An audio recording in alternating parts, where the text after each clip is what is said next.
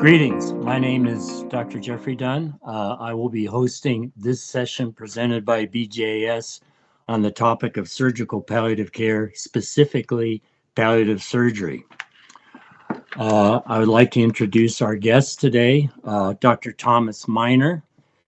He is Chief of Surgical Oncology at Rhode Island Hospital and Associate Professor of Surgery at the Warren Alpert Medical School of Brown University, and an expert in gastric cancer, melanoma, and surgical palliative care.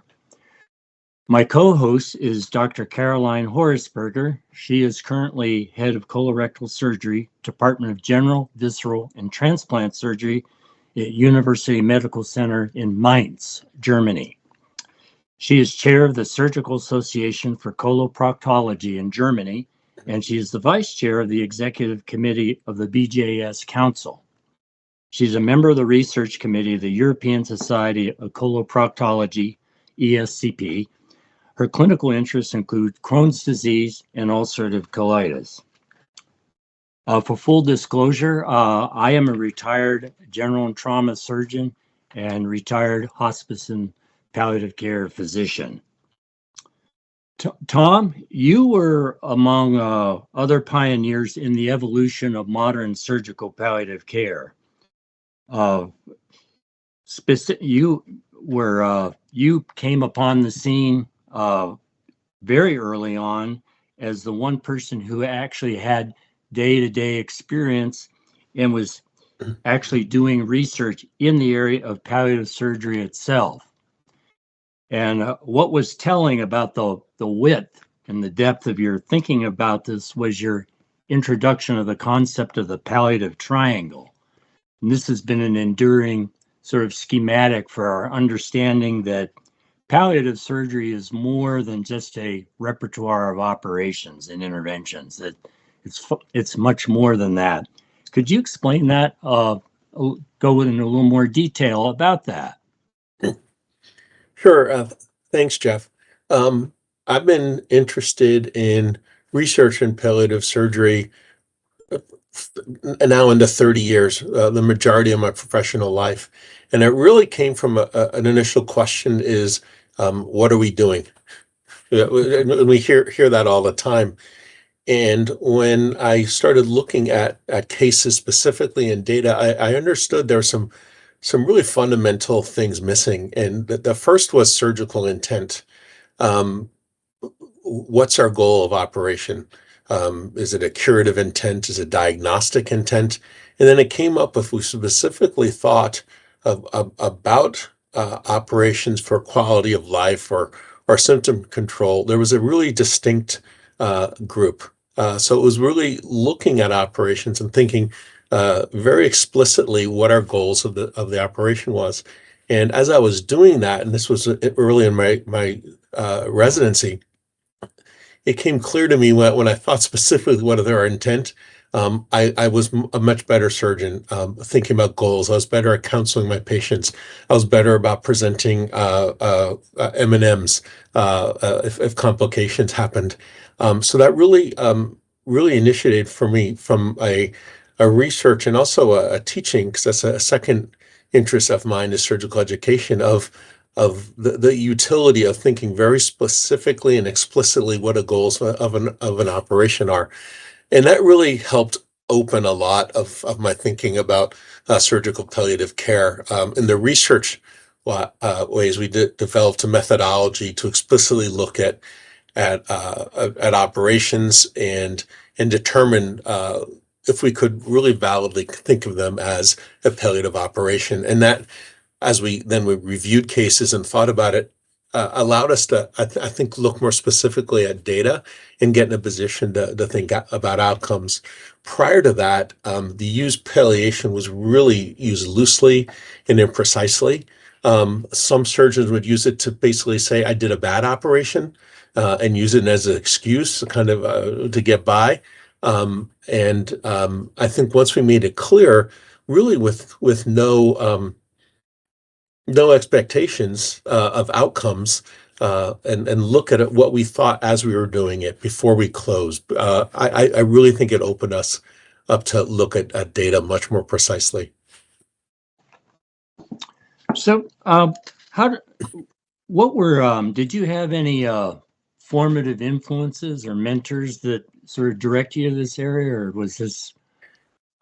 You know what? I was blessed with a mentor in residency and then later in fellowship, Dave Jakes, who let me ask the question.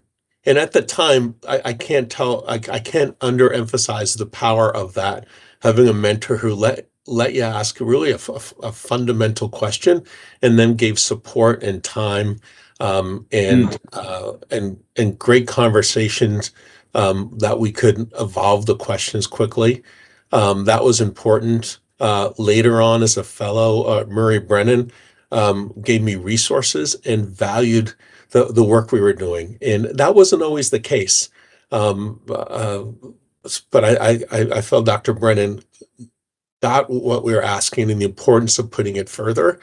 And then when I first got to Brown, Bill Chaffee helped me think of it beyond just cancer, which was my focus, and really allowed me to teach it just to different specialties and different groups of surgeons that I didn't specifically think of outside of my cancer lens.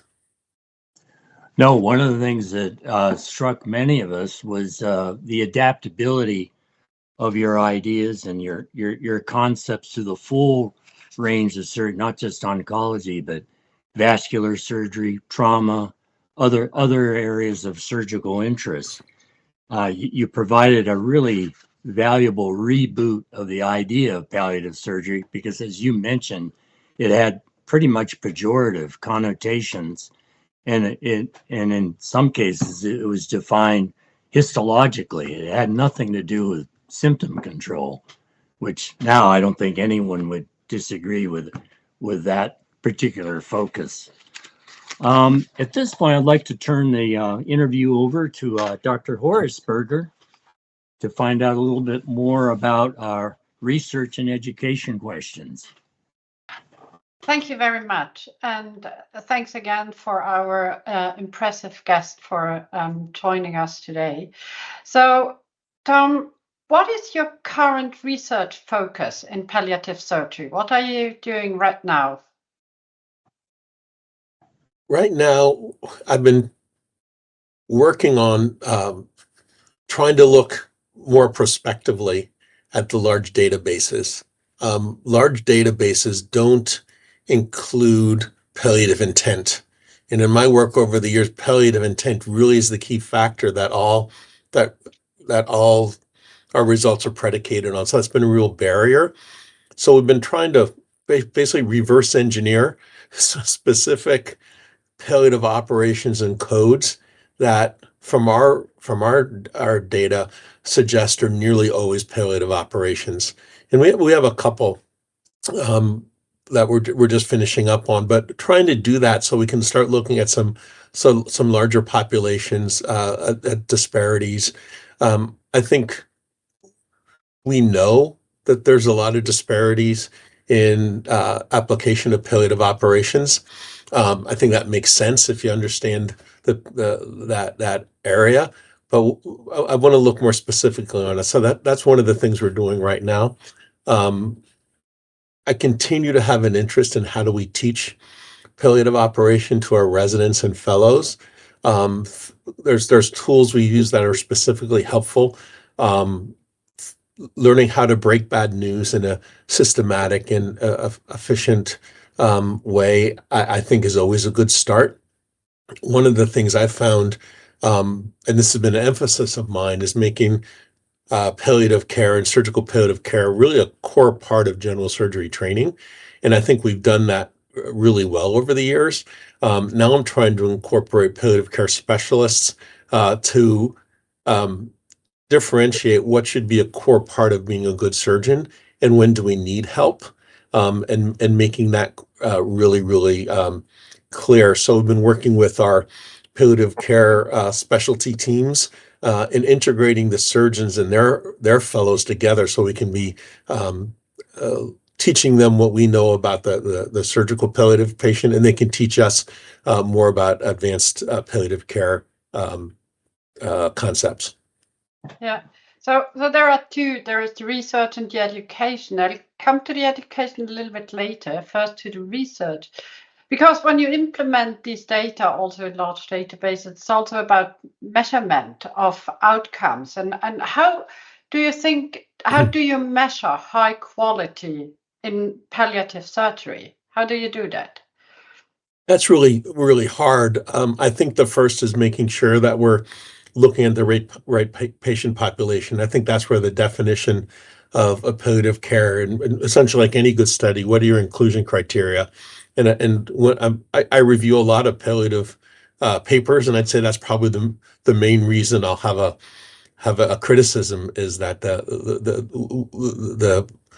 study group is so poorly defined. It's hard to feel that good about conclusions. So I think that's one area that's really important.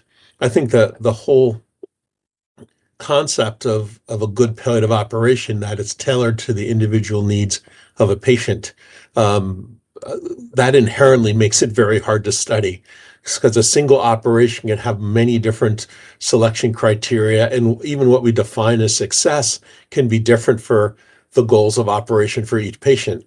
So I think a lot of the standard things we use for looking at outcomes is really problematic. I also think from the palliative research area, that research often underestimates the toxicity and recovery from operation. So I've struggled for years at looking for some of the quality of life measures, because it's hard to show a difference when in the initial 30 days you're going to have a decrease of quality of life built into the very nature of things, and then the recovery is very hard to capture, especially if you have a trajectory of progressive disease. So as a clinician, I will have the strong sense that the patient benefited, and some of the very clear wins in patients have taken care of have never shown it by the traditional data. So to me, that's not that the operations aren't working, it means we haven't created a good enough way to study it. We've worked on this before, and putting out the concept of value, which is a variation of success versus toxicity over a defined period of time, in context to symptom severity and patient preferences. That's really what the number is we're looking for to study this properly. And we've tried to put some numbers to it, but it's very hard to do that, because some of the classic measures are there. We're great at morbidity. We're great at survival curves. We're not great on patient preferences. We're not great at symptom severity. We've shown oftentimes surgeons talking to patients will emphasize what they think is most important, not what the patient thinks is most important. So there's a lot of gaps in there. One of the things we've done is we put this paper out in JACS in the last year or two. For the last 20 years, every palliative operation I've done, I've asked the patient within 30 days whether he or she thought it was worth it. And I don't know why I put that in our database, to be honest with you. I was trying to think of something novel, but we looked back at that and looked at all our patients, and what the was it worth it question. And interestingly, the majority said yes. But because of so many biases with that question, I didn't think that was a useful thing to celebrate. But it allowed us to look at the people who said it wasn't worth it.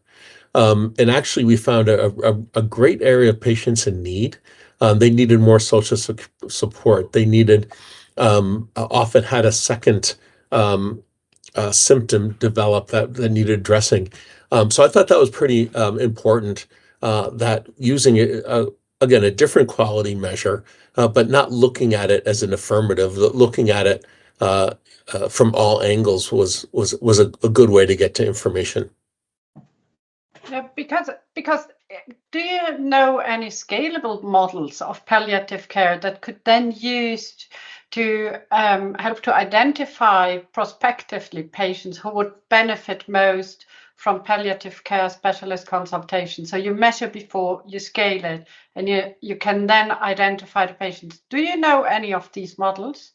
That I feel strongly about, no.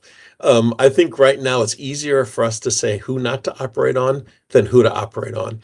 And I don't want to underemphasize that, because when we look at the improvements in mortality from a palliative operation, when I first published, the mortality rates at 30 days were in the 20%. Okay. There's few elective operations we would do and accept that. Now it's and again in the larger series and the ones we published, it's in the low single digits. That doesn't mean we're better. I mean, maybe we've gotten some better for some aspects of the surgery. That's all patient selection, and that's something I think is really important. An operation doesn't need to be the final terminal event for a patient with advanced disease. In fact, I think most of us, or a lot of us, who got motivated to study this, were driven by that. For some really suboptimal operations and poor decisions that patients and families had to face. I think we've gotten, again, very good at identifying who not to operate on. The flip side of your question, it's still hard to know who's going to do well. From experience, and I've done a lot of palliative operations and thought as much as anybody about who to operate on them. There's operations where I thought this is going to be a home run. This is clearly the right thing to do, that did not do well. I would not have predicted it well. There's been others where I've been not so sure and gone along and done it, where I've had some of my best results. So that's what's hard for that question. I think even with a lot of experience, I recognize I'm not great at predicting it. So I think extrapolating that, I think it's hard for me to have a lot of faith in some of the things that are presented. I know a lot of work, and I think that is going into it. And I think that the question is where we need to get one day. I don't know if we have the infrastructure in the data to give reliable prospective operations and who to operate on. So I think we need a lot better basis in data. When we talk about the big data, as I mentioned, there's really no way to show palliative intent. And I don't think if you have palliative intent in the database, you can really use it effectively. Again, there's some backdoor things I'm trying to get some insights on. But until we have that built into the data, I think we're going to be challenged for prospective models. Yeah. But do you think, from a more practical, pragmatic point of view, do you think that advanced care planning should be integrated as a pre-operative routine in daily life? Do you think it should just be there as a usual questionnaire? I do, and I go back to when I teach. That's part of being a good surgeon. We should talk about what happens if there's a complication. That should be part of good counseling, and it goes back to what I feel as palliative surgical care being a part of core surgical training and quality and surgery. So I think as a teaching model, I think it's very important. I think, though, that's my expectation with my residents, is that when they do counseling, advanced care planning is part of it. It can be emphasized just for practical purposes by the operation that's done. A young person with a hernia is different than an advanced cancer patient. But still, when I talk about a general surgery case, I bring into what happens if you have urine retention, what happens if you have chronic pain, what we do. That is essentially elements of advanced care planning. Obviously, the scope and nature of the conversation is different when I did a malignant bowel obstruction last week. it was very different of advanced care planning, but I think the principles are the same. I think having, forms and processes within an institution to ensure that, I think is supportive. But and I don't think there's anything but positive from that. But I think ultimately it comes down to the surgeon being a good surgeon and making that a component of their practice. Yeah, I fully agree. And I think it's not only about knowing the patients better, what they really want, but it's also there is a place for research about the communication. How do we communicate about altered plans in the case of postoperative complications, and how do we make decisions together with the patients? I think that's also not only for research, but that's also something that affects us as surgeons. How do we communicate about that? And interestingly, I as a criticism of is also brought up that, oh, as a busy surgeon, I don't have time for those conversations. And from 30 years of practice, I would argue that's a time saver, because when those things happen, Absolutely. we've already established a relationship. We've already gone through the what ifs. I'd argue that just the opposite. Yeah, That fully agree. perspective, time spent, 2, 3, 4 time fold time savings. Yeah, I fully agree. So now shifting to the education part of the palliative care, would you implement palliative care education in the usual surgical training, just as an essential part of it? Sure. So one of my things at Brown is I'm also vice chair of surgical education and the residency program director. So I'm in a position where I can integrate these things into curriculum, but I've been doing that for years. Um, so talking about end of life care, goals of care discussions, goals of operation, intent of operations is well integrated in our curriculum, to the point that I have to remind the residents that they have a surgical palliative care curriculum. That's how well integrated it is. And then when I do this, oh yeah, and then they'll talk about all the things they've learned, and I think that's, to me, the ideal. It's not a distinct part; it's just part of being a good doctor. But then when we get into secondary or specialty palliative care, it's the same as a general surgeon looking at vascular or colorectal or surgical oncology. What is beyond? So what do I need to give that advanced levels of care, or become interested in that as a specialty that a resident would be interested in pursuing. So I think integration into curriculum is the floor. I think that should be considered in part of a good surgery program, and I'm just so happy that over looking at this years, I think that's actually more common.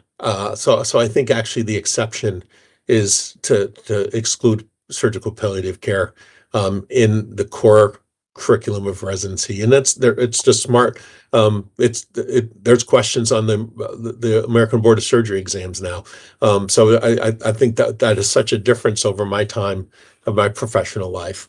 I think looking at a specialty surgical care, I think introduction and cross-pollination of ideas, again, amongst the fellows, amongst our chief residents, doing projects together, doing conferences together, I think really raises the bar. I think pointing out as a leader when we fail, asking a specialty palliative care doctor to come in to tell a prognosis or a pathology result. But I know that happens in a lot of places. That a foul is called when when I hear that. I think that's where leadership comes in. Those should not be accepted. So I think certainly having standards amongst a program, because the residents, they model that, they take that forward. And I think that's what expands palliative care in surgery, and that's a way to have an education and educational leadership permeate as they go forward. So if you implement palliative care in training, would you also measure the success of the training, and how would you measure that, or design a needs assessment for more training? How do you measure the outcome of your training? Sure, that's great. When we first published on teaching surgical care, we did just with needs assessments. We tried to replicate it again just a couple of years ago, and all our trainees didn't find it as a deficiency anymore. So I think the way we asked the question was wrong, because we asked it when we started, it was so clearly a deficiency. We knew we'd show a positive. Now that I think we've been successful, the same survey didn't work. So I think your question is excellent, and I think looking more maybe now at fellows. I know there's some things through surgical oncology fellows where there's still thought to be a deficit, but actually I took that as there's more variability. I think there's fellows in surgical oncology and other specialties who have been trained, who are receptive to the idea, and then there's not who have not been exposed. So I look at those data as again more variability and just opportunity to make sure that the efforts go forward. I think to have scalable and kind of have rankings for quality. I think that's going to be hard because it depends on what question we're asking. If we're asking about core surgical palliative care, I term it just being a good surgeon. I think that would be hard to do. My approach is always to have that be the expectation and the standard. And if you keep that as an expectation, a standard of what being a good surgeon is, I think that's going to ultimately win the day. For specialty palliative care, we have the same thing in looking at different specialists who's better and put trainees in, and we're still not great at doing that. And I put it in the same realm. I know things specifically I look at is, especially as surgeons, and it goes back to your question earlier, it's easy to say who not to operate on. And I think when I'm on meetings and stuff, a lot of the specialty surgical cares or the experts will just talk about no. And again, I think that's important. That's been important getting where we're at. But actually, I think the leaders in surgical palliative care actually have to be better leaders in saying who to operate on and identifying the examples to go and where to move forward. And I think that's probably where we need to be better among the leadership in this. Is not just be saying no. I've been to a couple of conferences and panels on specialty surgical care, and not one operation was presented. It was all on getting to know. And again, that's important stuff. I don't want to underestimate that. But if we just say no to surgical palliative care and all the reasons not to, we're going to lose our audience, because that's not in practice what we're confronted with. We have to be able to say how to get to yes, not just how to get to no. And I think that's for big picture thing what I look for. Again, for tracking and monitoring, I think it's the same problem with any specialty. It's really how you define it. Again, by the nature of what we do in surgical palliative care, I think it'll be really challenging to get to a useful number there. Thank you so much for answering my questions. And I hand over now to my co-host, Geoffrey Dunn, another pioneer of palliative surgery. And I'm very interested to hear when these legends of palliative care surgery talk about. Tom, you're in a terrific position to be philosophical, because you've been giving this serious attention for over a quarter of a century. Several questions were submitted to me to convey to you. Do you think that major medical advances of the last decades have made it easier to talk about the end of life, or have they made it even more taboo, more daunting, more intimidating? I think you've sort of alluded to the fact that maybe it's getting better. It's become normalized in our discourse, and I totally agree with you about the goal is the assimilation of these principles in surgical practice. So we're not even necessarily partitioning this out. But do you think the medical advances, particularly the last 10 years, have they had any impact on the development of the surgical philosophy of surgical palliative care? That's a great question, Jeff. In a way, it's not harder to talk about these things to patients, and I rarely get resistance to bring up the conversations. I think what's challenging with medical advancements is that the timeline has changed for patients. So what often, especially in cancer, would be weeks and months, the advances can give us months and years, and it changes the pace of the discussion and the pace of disease, which by its nature changes the conversation. Oftentimes what I'll do is I'll make that at some point, we might be to the point where we have no other options to manage your symptoms or to think of a prolongation of life.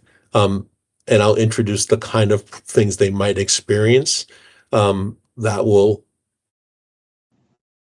encourage them to talk about it some more, or just to say what to look for.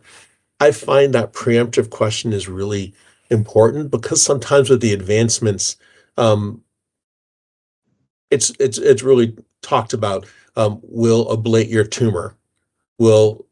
It's very specific to the event and not the disease and the spectrum of the time. With the advancements, durability of treatment's not talked about a lot, which again is really important when we put time and survival and into the context of their symptom managements and preferences. So it changes the conversation. In some ways, it makes it easier because it allows my relationship with the patient to grow over time. And I think that's so important. Our patients become to trust us. They're comfortable talking to us. And that makes that easier. But certainly, again, some of the problems I mentioned, I try to get on top of. So I'm asked a preemptive question. I'll say sometimes you might read this on Google, you might hear this on social media, and I'll give cautions. I'll say that this is what I want you to keep in mind. So I've tried to allay some of those problems with being on top of it and being open, but I'd say mixed bag overall to answer the question. Some things helpful, some things more challenging. Do you, just to be more specific, do you see the ICU rotations for surgical residents as a really valuable opportunity to have these relationships and the situations where the questions most relevant to surgery frequently come up quickly? I think there's a real value, and I think a palliative population different than mine are the ICU and those actively sick patients. There's a time pressure and acuity that I oftentimes don't have to face, and I think that really helps the resident with that. And I think our ICU doctors do a wonderful job of teaching that and demonstrating that to our patients. So I think those rotations are helpful. I think for a surgical practice, actually the best way I've taught surgical palliation is making sure I have senior residents with me during my office hours so they can hear them themselves. And Mhm. particularly in patients they've operated on or had some role in their care, seeing the patient out of the hospital, talking to them and their family directly in the office with, we all know who have a practice, office has those time pressures, but it's a different time pressure from the hospital. And I can usually arrange it where they can get a half an hour just to sit and talk. That's where they really learn how to talk to patients in the office rather than the hospital. So making those office hours available to residents, I think, is critical.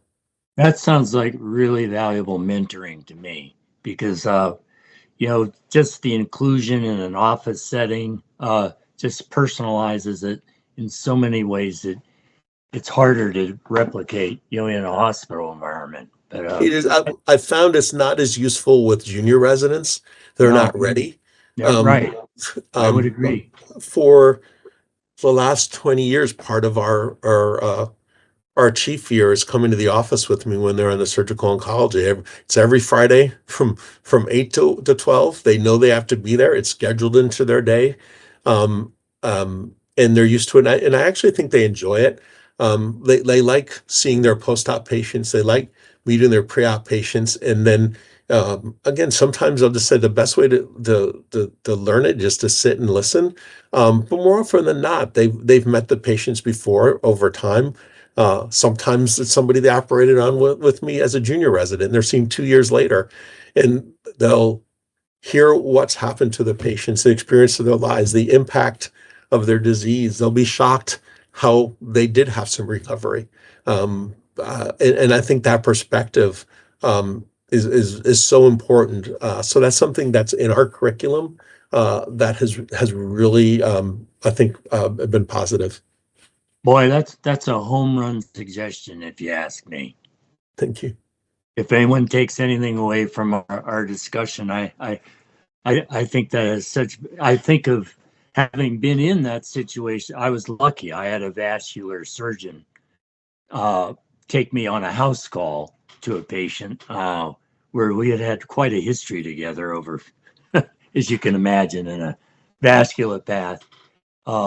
But it had a profound impact on the power, the trust building, the tact, the awareness of the family's perspective, all that can come in either a house call or a visit in the office.